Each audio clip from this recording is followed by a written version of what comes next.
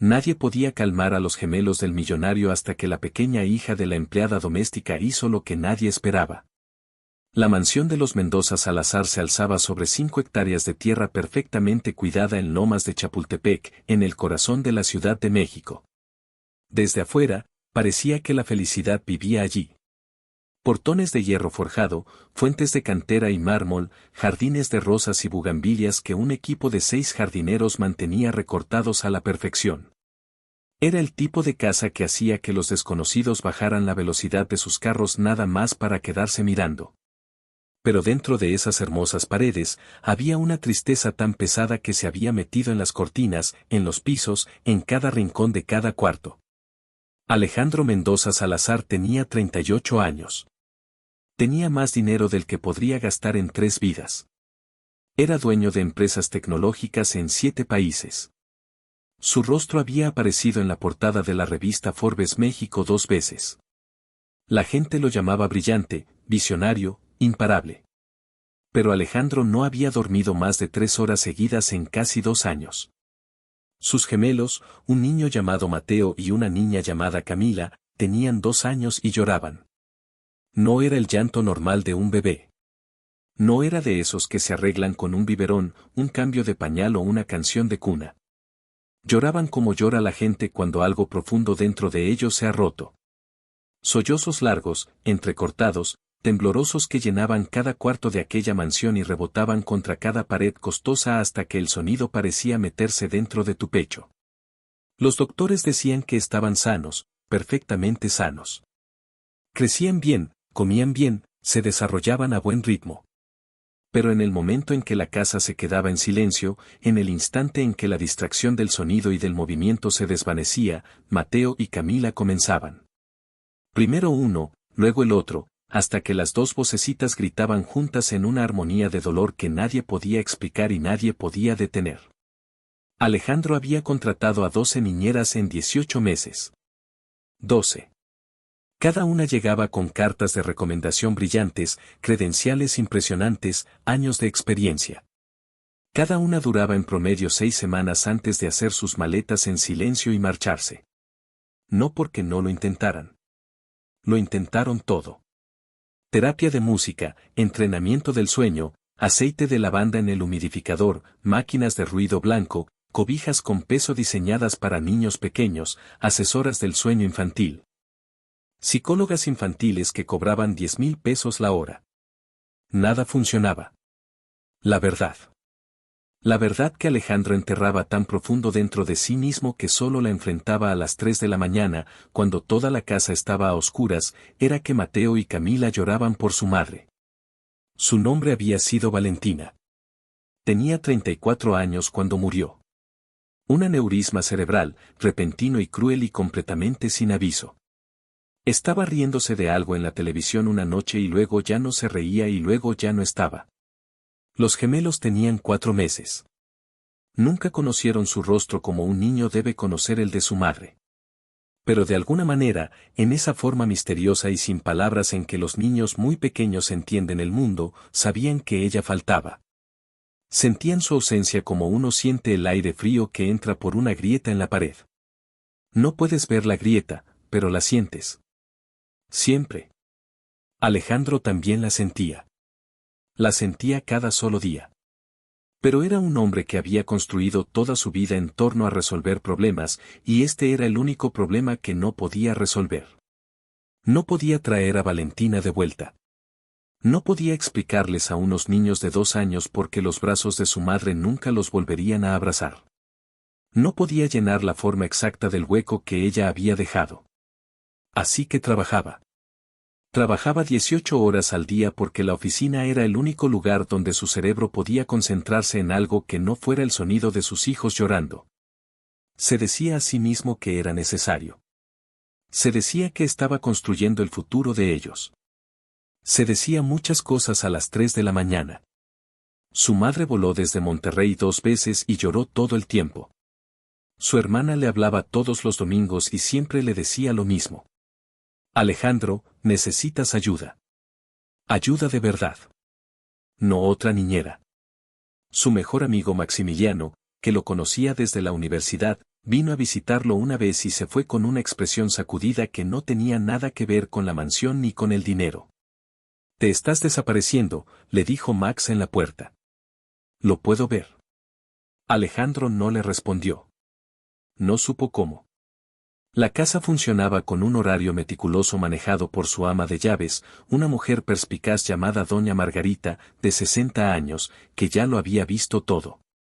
Coordinaba al personal, manejaba los horarios, contrataba y despedía a las niñeras con una eficiencia profesional.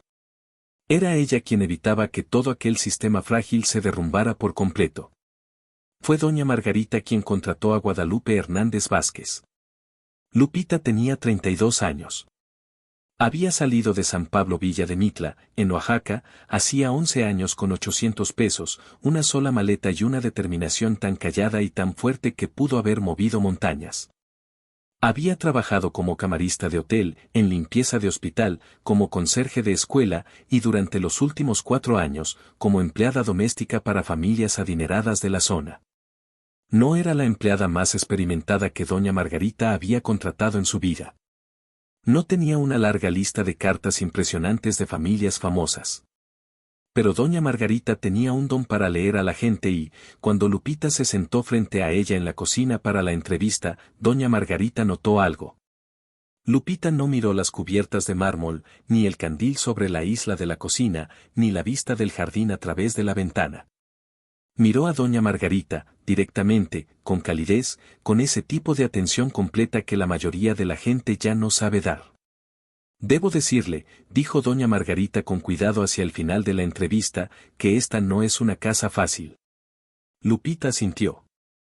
Entiendo. ¿Los niños son? Doña Margarita hizo una pausa, buscando la palabra correcta. Cargan mucho duelo para ser tan pequeños. Los ojos de Lupita se suavizaron, no con lástima, sino con reconocimiento. Los niños siempre saben, dijo en voz baja. Siempre saben cuando algo falta. Doña Margarita la contrató en ese mismo momento. Lo que doña Margarita no mencionó, lo que pensó en mencionar y luego decidió que no venía al caso, fue que Lupita no llegaría sola. Lupita tenía una hija. Su nombre era Sofía.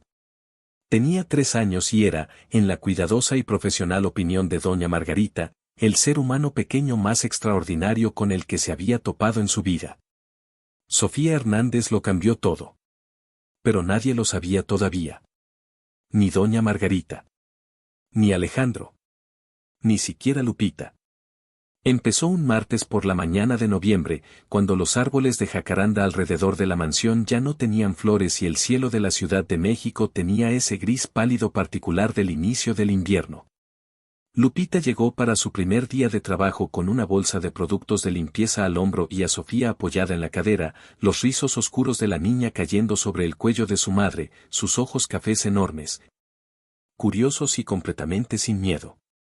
Los gemelos estaban llorando. Llevaban llorando desde las 5 de la mañana. Sofía giró la cabeza hacia el sonido e hizo algo que hizo que doña Margarita se detuviera por completo. Sonrió. Nadie sonreía cuando Mateo y Camila lloraban. En los 18 meses desde la muerte de Valentina, Alejandro había visto a adultos con décadas de experiencia con niños, encogerse cuando los gemelos comenzaban. Había visto a las niñeras desarrollar una tensión específica en los hombros, una preparación parecida a la de quien se prepara para una ola. Había visto a doña Margarita, que era inquebrantable en casi cualquier situación, cerrar los ojos brevemente cuando ambos gemelos lloraban al mismo tiempo. Como si necesitara un solo segundo de silencio antes de poder continuar. Todos en aquella casa habían aprendido, sin que nadie les enseñara, a tratar el llanto como una especie de emergencia, algo que había que detener, manejar, arreglar. Sofía Hernández tenía 3 años y todavía no había aprendido eso. Cuando escuchó a Mateo y a Camila llorando desde algún lugar arriba en aquella mansión grande y fría, no se tensó. No se encogió. Giró la cabeza hacia el sonido con sus ojos oscuros muy abiertos y sonrió como uno sonríe cuando escucha una música que reconoce. Como si el sonido tuviera sentido para ella. Como si fuera algo que entendía. Bebés tristes, dijo simplemente, sin dirigirse a nadie en particular. Lupita acomodó a su hija en la cadera y miró a doña Margarita con una disculpa silenciosa en los ojos. Es muy, como se dice, observadora. Lo es, coincidió doña Margarita, sin dejar de mirar a Sofía. Sofía ya estaba mirando hacia las escaleras. El primer día de Lupita se suponía que iba a ser sencillo.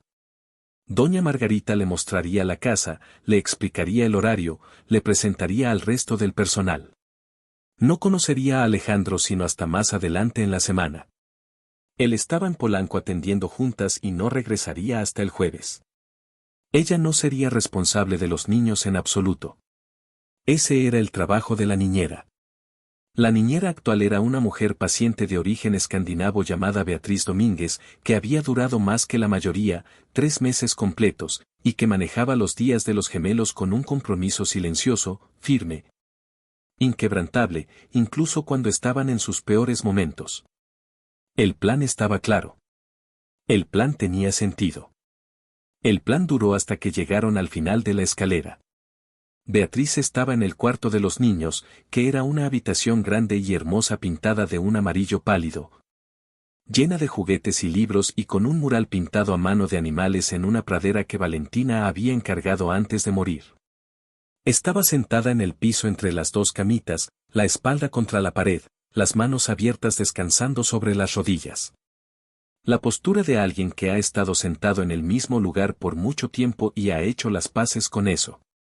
Mateo estaba sentado en una esquina sosteniendo un elefante de peluche, llorando con todo el cuerpo, sus pequeños hombros temblando.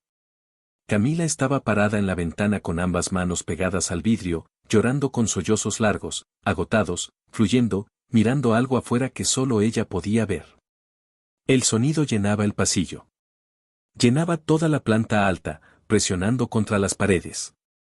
Doña Margarita estaba a punto de guiar a Lupita en silencio para pasar de largo frente a la puerta. Este no era su problema. Este no era su día. Esta no era la razón por la que estaba ahí, cuando Sofía habló. Bájame, dijo con firmeza. Lupita parpadeó. Sofía. Bájame, mami. No era una petición. Era una instrucción. La confianza absoluta de una niña de 3 años que ya ha decidido algo. Lupita miró a doña Margarita. Doña Margarita miró a Lupita. Algo pasó entre ellas. La comunicación sin palabras de dos mujeres que ambas sabían que, a veces, la persona más pequeña en el cuarto es la que entiende lo que se necesita. Lupita bajó a Sofía. Sofía caminó hasta la puerta del cuarto de los niños. Se detuvo allí y miró hacia adentro. Miró a Camila en la ventana, a Mateo en la esquina y a Beatriz en el piso. Y lo absorbió todo con esos ojos oscuros y serios. Después entró como si perteneciera a ese lugar. Beatriz levantó la vista, sobresaltada. Ay, perdón, no sabía. Está bien, dijo doña Margarita suavemente desde la puerta. No supo por qué lo dijo. No supo qué pensaba que iba a pasar. Solo no quería que nadie se moviera. Sofía caminó primero hacia Mateo. Él no levantó la vista cuando se acercó. Estaba demasiado metido en su llanto, demasiado envuelto en él. Ella se detuvo frente a él y se quedó parada por un momento, simplemente mirándolo con esa expresión calma, abierta, sin miedo. Luego se sentó justo en el piso frente a él, con las piernas cruzadas, como se sientan los niños. Tomó un cubo de tela suave que estaba cerca de su pie y se lo extendió. Él no lo tomó. Ella no se movió. Solo se quedó sentada con el brazo extendido, el cubo en la mano, paciente como solo los niños muy pequeños y las almas muy viejas pueden ser pacientes. Sin frustración, sin agenda, sin ningún sentido de que el momento debiera estar yendo de otra manera. El llanto de Mateo se hizo un poco más lento. De la manera en que una tormenta se calma antes de pasar o de regresar. Levantó la vista. Miró a Sofía. Ella le sonrió. Una sonrisa de verdad, llena y cálida, completamente natural. Como si fueran viejos amigos encontrándose en algún lugar que les gustaba a los dos. Como si ese momento fuera algo común y bonito y bien. Mateo la miró fijamente, su respiración aún se entrecortaba. Su carita seguía mojada de lágrimas. Pero algo en sus ojos cambió. Algo se movió por dentro. Estiró la mano y tomó el cubo. En la esquina del cuarto, Camila se volteó desde la ventana. Lupita tenía una mano sobre la boca. Beatriz estaba completamente quieta. Doña Margarita estaba parada en la puerta sintiendo algo que no había sentido en 18 meses de trabajar en aquella casa. Algo que después le describiría a su esposo, don Ignacio, como esa sensación específica de estar viendo cómo pasa algo importante. Sofía giró la cabeza para mirar a Camila del otro lado del cuarto. Camila la miró de regreso. Dos niñas pequeñas midiéndose la una a la otra con esa seriedad antigua y sin palabras de los niños que están decidiendo si pueden confiar en alguien. Sofía dio unas palmaditas en el piso junto a ella. Vente. Siéntate aquí conmigo. No estás sola. El cuarto estaba en silencio. Mateo había dejado de llorar.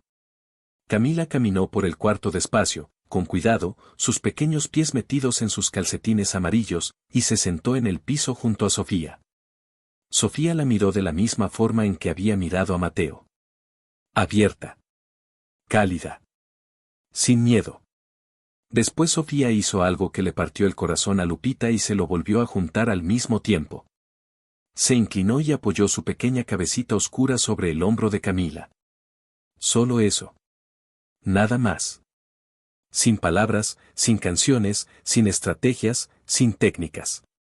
Solo el acto simple y radical de estar cerca de alguien que está sufriendo y dejarle saber, sin lenguaje alguno, te veo, aquí estoy, no estás sola.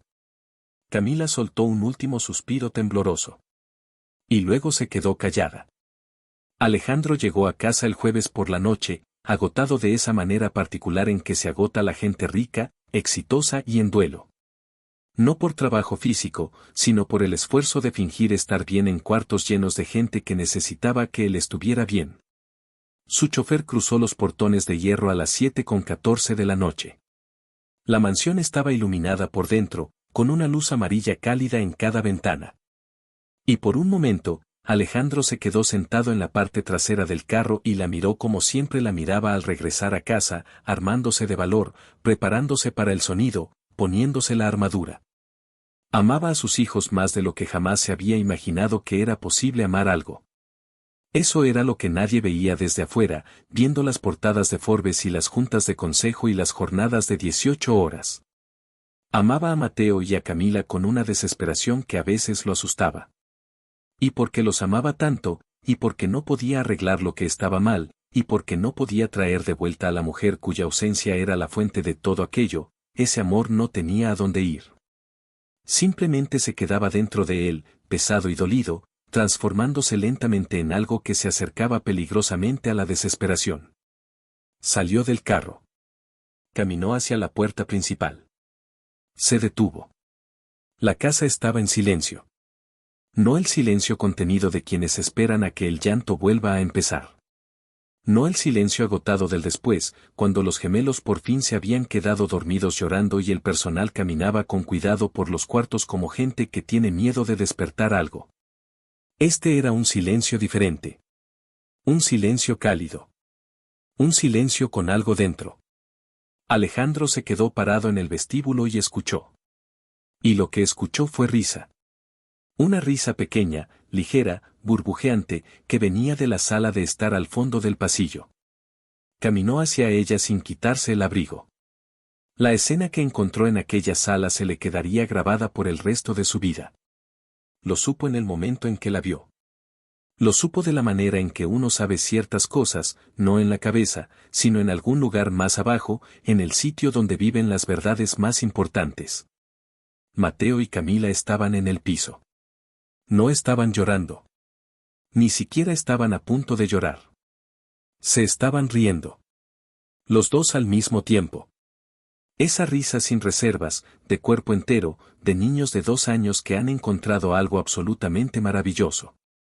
Mateo estaba acostado boca arriba pataleando en el aire. Camila estaba sentada, dando palmaditas.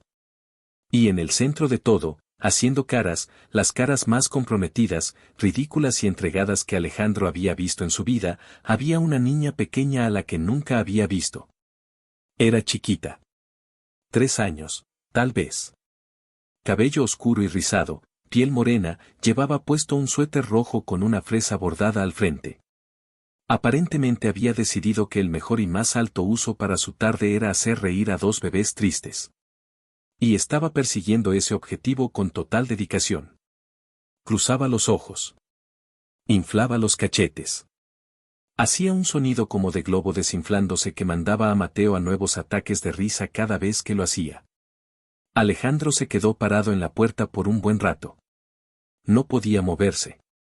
Algo estaba pasando en su pecho, una grieta y una apertura, como hielo en marzo. Y no sabía si estaba a punto de llorar, de reírse, de caer de rodillas, o de las 3 cosas a la vez. Lupita apareció desde la puerta de la cocina secándose las manos en un trapo y se quedó congelada al verlo. Don Alejandro, 1000 disculpas, se me escapó. Le dije que se quedara en la cocina. ¿Quién es ella? Su voz salió rara. Es, mi hija. Sofía. De verdad le pido perdón.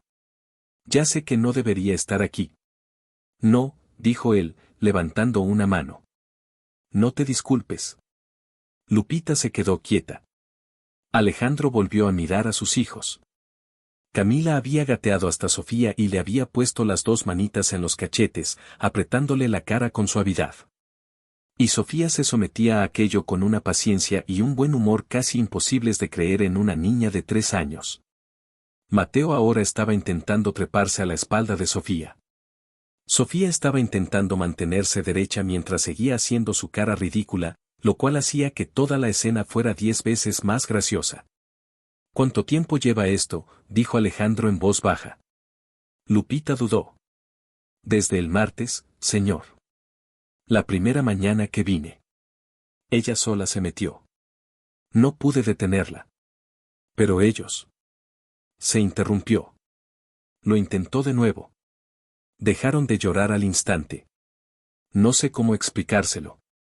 No lo expliques, dijo Alejandro. Seguía mirando a los 3 niños. Por favor, no lo expliques. Se quedó mirando otro minuto. Tal vez 2.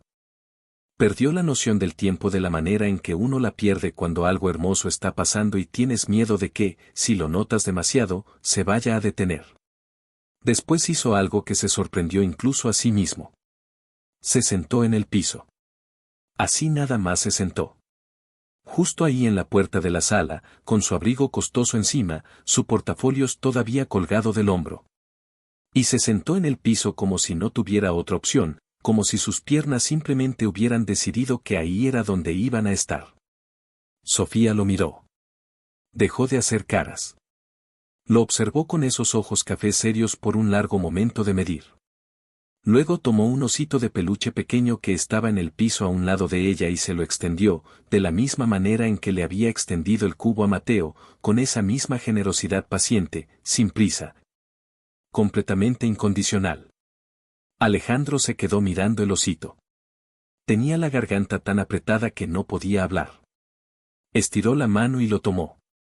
Sofía le sonrió, la misma sonrisa que le había dado a Mateo, abierta, cálida, como si fuera alguien que reconocía, como si fuera seguro, como si fuera bienvenido. Lupita, parada en la puerta de la cocina, se apretó el trapo contra la boca y se puso a mirar muy fijamente el techo. Hay algo que los niños muy pequeños saben y que el resto de nosotros pasamos la mayor parte de la vida tratando de recordar. Saben que la persona que tienen enfrente es el mundo entero, no un problema que manejar, no una situación que atender. Una persona, ahí mismo, sufriendo, necesitando algo que ninguna cantidad de dinero ni de técnica ni de experiencia profesional puede dar, porque lo que necesita es la cosa más simple y más difícil al mismo tiempo. Que la vean, que se sienten con ella, tener a alguien lo suficientemente cerca como para sentir que no está sola en la oscuridad. Sofía Hernández tenía 3 años. No había leído ningún libro sobre duelo infantil ni sobre desarrollo emocional. No había asistido a ningún seminario. No tenía credenciales, ni cartas de recomendación, ni metodología. Lo que tenía era a Lupita. Guadalupe Hernández Vázquez había crecido pobre en un pueblo pequeño de Oaxaca, donde la vida era dura, cercana y honesta. Había perdido a su propio padre, don Rafael, cuando tenía 7 años. Había visto a su madre, doña Carmen, hacer duelo y sobrevivir y seguir adelante, y había aprendido cómo aprenden las hijas de las mujeres fuertes, mirando y absorbiendo, que el dolor no es algo que se arregle. Es algo que se acompaña. No te paras afuera de él intentando que se detenga. Te sientas dentro, junto a la persona que lo está cargando, y te quedas. Había criado a Sofía sola, sin pareja, sin familia cerca, sin red de seguridad, solo las dos en un departamento pequeño en Iztapalapa, en la Ciudad de México, construyendo su mundo con lo que tenían, la una a la otra. Completamente sin reservas. Lupita había aprendido a estar plenamente presente con Sofía porque era todo lo que Sofía tenía. Y Sofía había aprendido a estar plenamente presente con la gente que amaba porque era lo que había visto a su madre hacer cada solo día. Esto fue lo que Sofía llevó adentro de la mansión de los Mendoza Salazar, no una habilidad, una manera de ser. En las semanas que siguieron, algo callado y extraordinario empezó a pasar en aquella casa. Alejandro comenzó a llegar a casa más temprano, no de manera dramática, no todo de golpe. Pero las llegadas de las 9 de la noche se volvieron de las 8, y luego de las 7, y una vez doña Margarita lo notó y no dijo nada y en silencio sintió la esperanza moverse en su pecho por primera vez en mucho tiempo. Llegó a casa a las 5:30 un miércoles y se sentó en el piso de la sala de estar durante 2 horas mientras Sofía organizaba una fiesta de té para Mateo y Camila y para una colección de animales de peluche, asignándole a cada invitado un lugar muy específico y no negociable donde sentarse. Él no hizo nada en aquella fiesta de té, no dirigió nada, no manejó nada, no resolvió nada. Se sentó en una sillita que era demasiado pequeña para él, y sostuvo una tacita de té de plástico, y miró las caras de sus hijos, y su propio rostro, lentamente y de manera imperfecta. Comenzó a recordar cómo hacer algo más que simplemente mantenerse entero. Sofía le hablaba todo el tiempo. Esa era simplemente su naturaleza. Narraba sus actividades. Hacía preguntas. Tenía opiniones muy firmes sobre muchas cosas, sobre cuáles peluches eran amigos y cuáles no se estaban portando bien ese día, sobre si las galletas saladas eran mejores que las galletas dulces, las galletas saladas. Sostenía con firmeza, no lo eran, y sobre la diferencia muy específica y aparentemente muy importante entre el color azul y el color azul pero diferente. También hablaba de los sentimientos, no de una manera terapéutica, sino de la manera en que lo hacen los niños pequeños que todavía no han aprendido a tratar las emociones como si fueran algo vergonzoso. Si Mateo estaba triste, lo decía. Mateo está triste hoy. Si Camila estaba cansada, le ponía nombre. Camila necesita un abrazo. Y a veces, sin saber lo que estaba haciendo, sin tener ninguna conciencia de la herida sobre la que estaba apoyando con suavidad su pequeña mano, le decía cosas a Alejandro que caían dentro de él como piedras en agua quieta, mandando ondas hacia afuera y hacia afuera y hacia afuera. Una tarde se trepó al sillón junto a él, sin invitación, como ya era su costumbre, y se sentó muy pegadita. Él estaba viendo a Mateo jugar en el piso. La sala estaba en calma, esa calma que se había vuelto, lenta y cuidadosamente, una nueva normalidad frágil dentro de aquella casa. Sofía miró a Mateo. Miró a Alejandro. Le dijo con total seriedad, tiene tus ojos. Alejandro se quedó muy quieto. Mateo, continuó Sofía, tiene tus ojos. Del mismo color. Sí, logró decir Alejandro. Sí, los tiene. Mi mamá dice que los ojos son como conoces a la gente, le informó Sofía. Como que miras a los ojos y conoces a la persona. Alejandro la miró hacia abajo, a aquella niña pequeña con su suéter rojo de la fresa, sentada junto a él en el sillón como si lo hubiera estado haciendo toda su vida. Tu mamá es muy lista, dijo. Lo sé, coincidió Sofía sin la más mínima falsa modestia. Lupita no estaba viendo desde la puerta. Estaba en la cocina preparando algo. Pero más tarde aquella noche, cuando Sofía ya estaba dormida en la camita que doña Margarita había hecho mover en silencio al cuarto de Lupita.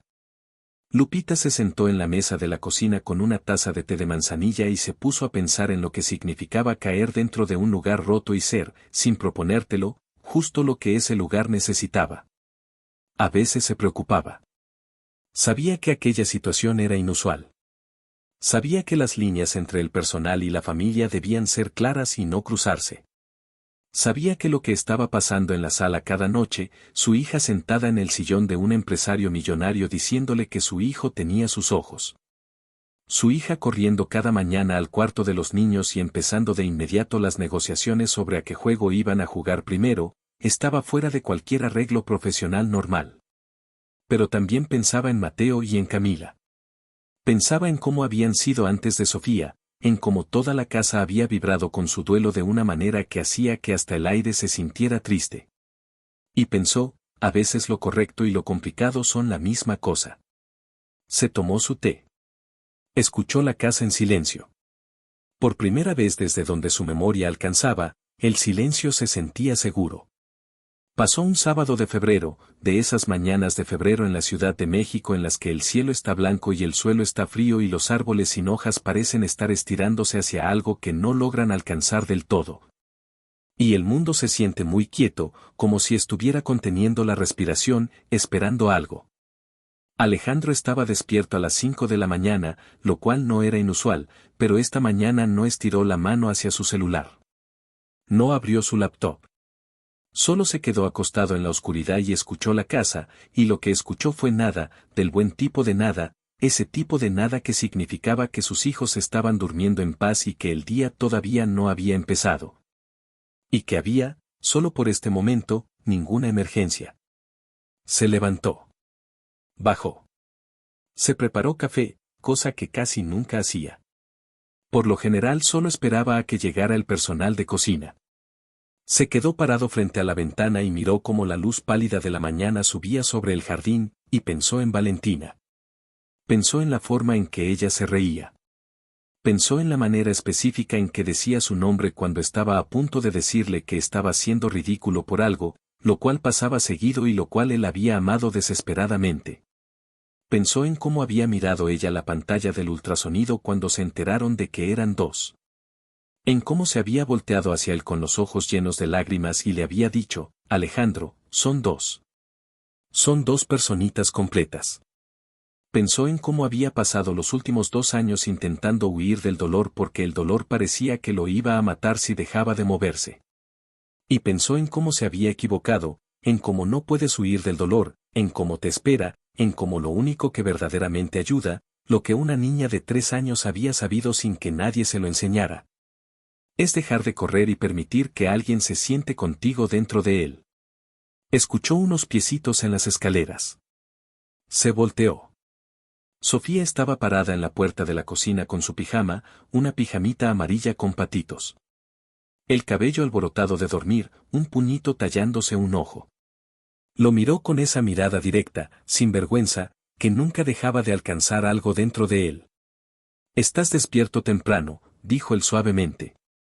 «Estás despierto temprano», le contestó ella con la lógica perfecta de una niña de 3 años. Él casi sonrió. «¿Quieres leche?». Ella consideró aquello con mucha seriedad. «Sí, en la taza azul». Le sirvió la taza azul. Le calentó la leche de la manera en que Lupita le había enseñado, sin que nadie se lo pidiera, porque había estado poniendo atención. La puso sobre la mesa de la cocina, y ella se trepó en la silla y envolvió ambas manos alrededor de la taza y se la tomó. Él se sentó frente a ella.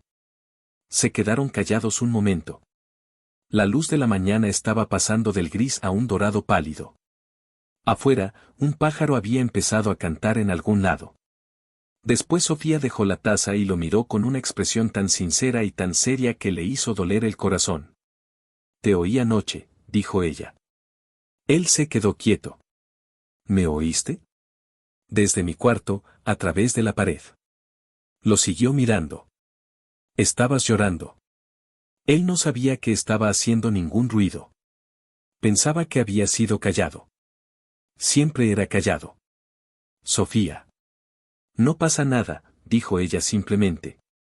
«Mi mamá también llora a veces». «En la noche». Cuando piensa que estoy dormida. Ladeó la cabeza. Yo creo que los grandes piensan que llorar es un secreto. Él no podía hablar. No es un secreto, le dijo Sofía con total sinceridad. Mateo y Camila lloran porque extrañan algo. Tú lloras porque extrañas algo. Todos extrañamos cosas. Volvió a tomar su taza. Está bien. Alejandro Mendoza Salazar se había sentado con líderes mundiales. Había negociado tratos por miles de millones de pesos. Se había mantenido entero en cuartos donde todo se estaba derrumbando porque eso era lo que hacía. Eso era quien era. Eso era lo que mejor sabía hacer en el mundo. Apoyó los codos sobre la mesa de la cocina. Se cubrió la cara con ambas manos. Y lloró. De verdad lloró por primera vez en 2 años. Sin armadura y sin público y sin nadie para quien tuviera que mantenerse entero. Excepto una niña de 3 años en pijama de patitos que lo miraba con ojos calmados, amables, completamente sin miedo. Cuando se quitó las manos de la cara, ella lo seguía mirando. Se bajó de su silla. Caminó alrededor de la mesa hasta él. Estiró una manita y se la puso sobre el brazo. Sin darle palmaditas, sin sobarlo, solo descansándola. Solo ahí. Solo presente. Camila y Mateo te tienen, dijo en voz baja. Y tú los tienes a ellos. Eso es bueno. Él miró hacia abajo, a aquella manita pequeña sobre su brazo. Pensó en Valentina diciendo son 2 personitas completas. Pensó en cuánto había fallado en ver, durante 2 años de andar corriendo, lo que en realidad tenía. Sí, dijo, con la voz hecha pedazos. Sí, eso es bueno. Lupita apareció en la puerta de la cocina. Su rostro suavizado por ese amor complicado de una madre que ve a su hija siendo exactamente quien la había criado para ser. Alejandro la miró hacia arriba. No tenía palabras.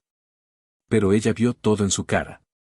La herida abierta y el comienzo, frágil y real, de algo que estaba sanando. Gracias, dijo él. Salió como casi nada. Un susurro. Lupita negó suavemente con la cabeza. Ella sola hizo esto, dijo. Siempre lo hace. Sofía ya se había vuelto a trepar en su silla y estaba terminando su leche. Completamente despreocupada por haber acabado de partirle a un hombre el corazón entero y de meterle luz adentro. Tenía cosas que hacer ese día. Mateo y Camila despertarían pronto. Había juegos por jugar y animales por organizar y decisiones muy importantes que tomar sobre a quien le tocaba el turno de cargar al conejito de peluche. El mundo estaba lleno de gente triste que solo necesitaba a alguien que se sentara con ella. Sofía Hernández había entendido esto antes de saber leer, antes de saber amarrarse las agujetas, antes de tener ningún lenguaje para nombrarlo. Terminó su leche. Dejó la taza. Miró a Alejandro. ¿Vas a jugar con nosotros hoy?, le preguntó. Todo el día. No nomás un ratito. Él se limpió la cara con el dorso de la mano. Miró a aquella niña común y a la vez extraordinaria. Y algo que había estado encerrado y congelado dentro de él durante 2 largos años por fin se soltó por completo. Todo el día, dijo. Te lo prometo. Y lo cumplió. Aquel día y el día siguiente y cada día que vino después. Aprendió, lenta e imperfectamente, a quedarse. A bajar el celular. A sentarse en el piso. A dejar que sus hijos se le treparan encima y se rieran y lloraran y vivieran de manera plena, desordenada y entera. Aprendió a hablarles de su madre. Con suavidad, con dulzura, con las palabras simples de alguien que le habla a niños de 2 años. Para que el nombre de Valentina se quedara dentro de la casa. Para que el amor no tuviera que ser un secreto. Para que el duelo pudiera ser algo que los 3 cargaran juntos en lugar de algo que viviera metido en las paredes. Lupita también se quedó. El arreglo fue evolucionando de maneras difíciles de definir y fáciles de sentir. Se convirtió en algo más que personal de la casa, en algo menos que familia, y en algo enteramente suyo. La palabra exacta para ese algo no existe del todo en español, pero cualquier persona que alguna vez haya sido salvada por una bondad inesperada lo reconocerá de inmediato. Y Sofía.